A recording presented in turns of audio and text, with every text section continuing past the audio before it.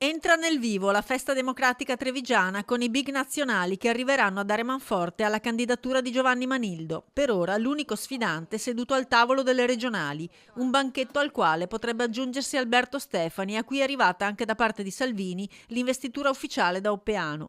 Ma a sinistra c'è l'orgoglio di essere uniti come mai dopo 20 anni, come ha detto la leader Elly Schlein, che sarà lunedì a Fiera. È paradossale invece che il centrodestra non abbia né fissato la data delle elezioni ancora, cosa veramente grave, né abbia individuato una propria candidatura, come se il Veneto fosse un bottino da spartire. Invece i veneti hanno bisogno di parlare di contenuti, di lavoro, di giovani e sanità. Non possiamo che mettere al centro della nostra agenda politica le future generazioni, sia da un punto di vista educativo, sia da un punto di vista delle prospettive.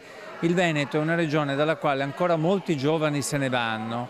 Se ne sono andati 7.000 nel 2024, solo per dare un numero. Trattenere la forza lavoro, ma offrire una soluzione abitativa è un'altra delle priorità. Ho sentito la Presidente Meloni al meeting di Rimini lanciare il piano casa a livello nazionale. Noi ne parliamo da anni, il governo governa da 3 anni e ancora non ha fatto nulla. E sullo stesso tema torna il consigliere Marco Zabai, anche in riferimento al giovane pakistano deceduto nel Sile. Noi abbiamo un problema drammatico che è quello della casa, che non riguarda naturalmente soltanto purtroppo le persone più in difficoltà, ma ormai riguarda la stragrande maggioranza delle persone che non può più accedere a un mercato che, come vediamo, è inaccessibile. Perché io credo che una grande politica dovrebbe affrontare questo problema, perché se queste persone potessero avere una sistemazione adeguata, legittima, perché la casa è un diritto, ricordiamolo, penso che già questo potrebbe essere un gran risultato. E poi continuare nell'ottica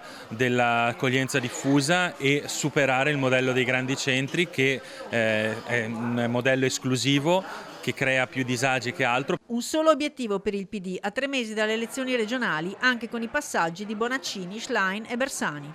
Tutta la politica nazionale e regionale passerà da questa festa, passerà da Treviso, segno anche della centralità che sta acquisendo la città nella politica regionale, con la candidatura di Giovanni Manildo a governatore. Giovedì passerà anche l'ex ministro Andrea Orlando, quindi si parlerà di economia, di lavoro, di attività produttive. Insomma, il Partito Democratico fa questa festa per stare in comunità, ma anche per parlare con i cittadini di politica e di politiche.